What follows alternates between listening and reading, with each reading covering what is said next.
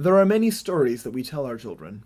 Stories of princes and princesses, stories of history and adventure, stories of dragons and unicorns. There are hundreds of stories for just about everything in the world. Everything, that is, except for sheep. Now I know what you're thinking. You're thinking, but what about the three billy goats gruff? Listen, just stop it, okay? Jeez. Anyway, Chuck was a young merino sheep, born in New Zealand. He was a kind sheep, but he had no friends. To you or I, he might appear as a normal-looking sheep, but to the other sheep, he looked strange. Most noticeable was Chuck's eyes. They were different from other sheep eyes, brighter and more alive and intelligent. Other sheep would look at Chuck and say, "Bah!"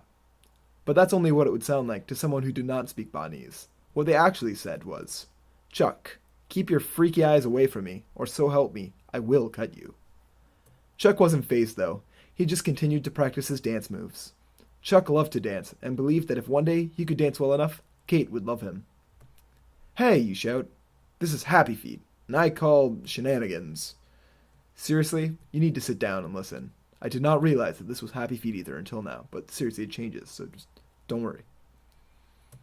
Kate was the most beautiful sheep in the field, and Chuck loved her. Chuck knew that one day he and Kate would be married, and he would be the happiest sheep in the world. Unfortunately, she was with Simon, the biggest, meanest ram in the herd. One day, Chuck saw Kate alone in the field and knew that this was his chance.